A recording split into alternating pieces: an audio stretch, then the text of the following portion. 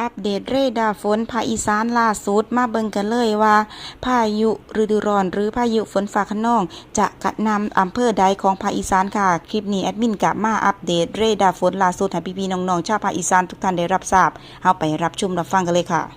เรดาร์ที่1ตรวจพบกลุ่มฝนปานกลางถึงหนักอยู่ที่อำเภอวังสะพุงจังหวัดเลยค่อนสารหนองบัวแดงหนองบัวระเวเทพสถิตทรัพย์ใหญ่บำเหน็จนรงค์จตุรัสเนินสง่าบ้านขวาวจังหวัดชัยภูมิแว่งหน่อยพ่นหนองสองหองจังหวัดขอนแก่นเตาง่อยโขกศรีสุพรรณจังหวัดสกลนครบรบือว่าปีปทุมหน้าเชือกหน้าดูนยางศรีสุราษฎร์พยากภูมิพิสัยจังหวัดมหาสารคาม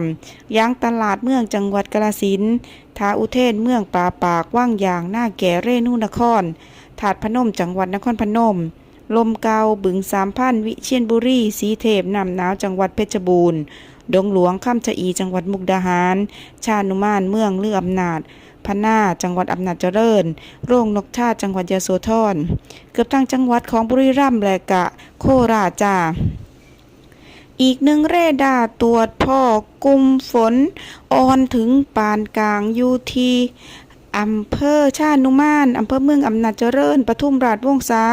พะนาลืออำนาจจังหวัดอำนาจเจริญเข้มมาราชกุดเขาปูนโพไส้สีเมืองใหม่ตาลสุมสว่างวิระวงศ์เลาเสือโกกตะการพืชผลม่วง30จังหวัดอุบลราชธานีอุทุมพรพิสัยบึงบูรโพศรีสุวรรณจังหวัดศรีสะเกษและก็สปปลาวกลุ่มฝนหนักอยู่ในเขตสปปลาวจ้ะจึงได้พี่ๆน้องๆก็ระมัดระวังในส่วนของพายุฤดูร้อนพายุฝนฟ้าคะนองที่เกิดขึ้นในมื้อนี้นำเนาะคลิปนี้แอดมินลาไปแล้วพบกันใหม่คลิปหน้าสวัสดีค่ะ